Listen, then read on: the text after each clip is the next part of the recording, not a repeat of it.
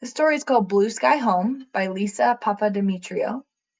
The story is set in Greece, just shown here on the map when you go across the ocean from the United States. Grandfather turned to Phoebe and winked. "Now you see the real Greece," he said, pulling up to an ancient stone house. A woman grandfather's age bustled toward them. Phoebe unfolded herself from the car and hung back uncertainly as grandfather wrapped his enormous arms around the tiny lady. "Vasiliki, this is my granddaughter Phoebe," grandfather said. "Phoebe, meet my good friend Vasiliki." Then he continued talking to Vasiliki in Greek. "He's probably explaining that we're heading to the village where he grew up," Phoebe thought. For about the thousandth time, she wished her father had taught her a little Greek. Just enough so that she could make some polite conversation, and she didn't have to stand there so awkwardly. When she had first arrived at the airport, her grandfather had been eager to show her the real Greece. "You need to see this," he announced. "You are Greek. This is your country." "Well," Phoebe had said that first day, "I'm only half Greek. Really, I'm American." "What is it to be American?" grandfather snorted. "No, you are Greek." Phoebe didn't want to tell grandfather that Greece didn't feel like her country. The sky was so blue it hurt her eyes, for one thing.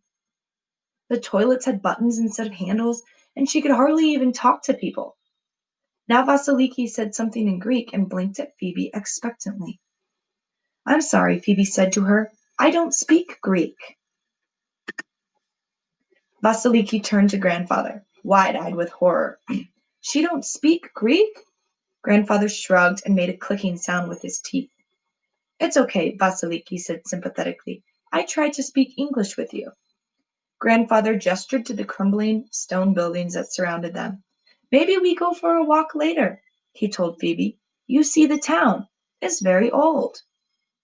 Vasiliki said something in Greek, and grandfather hooted with laughter. Phoebe smiled hesitantly. "What?" she asked. "Ha ha!" grandfather shook his head. "She say—" Vasiliki finished for him. "If you go in, take a string, so you find your way out. You know, they made these towns like a labyrinth," grandfather explained, "because of the foreign pirates."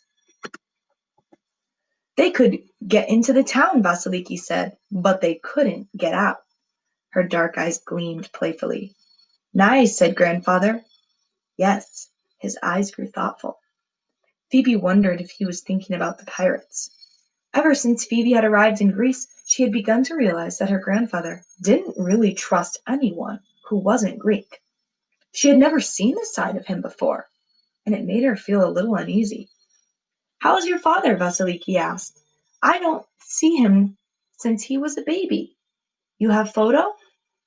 Phoebe hesitated, then dug into her bag and pulled out a picture taken on her 12th birthday. "That's my dad on the left," she said. "Beautiful, beautiful," Vasiliki said, squinting at the photo. Grandfather leaned in to look at the picture. "Who is this?" he asked suspiciously. Phoebe didn't have to look at the photo to know which person he was pointing to. "That's my best friend," Phoebe replied. "Nadia." Vasiliki pulled the photo closer to her eyes. "What is she?" she asked. For a moment, Phoebe wasn't sure how to respond. She knew what Vasiliki meant.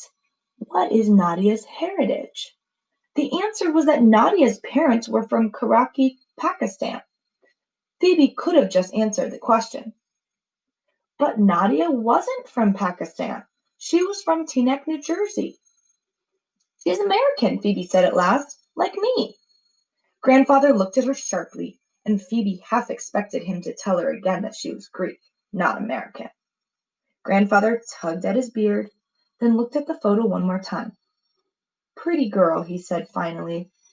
He looked back at Phoebe, and something in his eyes softened. Phoebe exhaled. She hadn't even realized she was holding her breath. The air here was sweet, like honey. "My grandfather loves me," Phoebe realized. "He loves me, and he wants to share being Greek with me." and for the first time, the strange country, with its sky so blue it hurt to look at, started to feel a little more like home.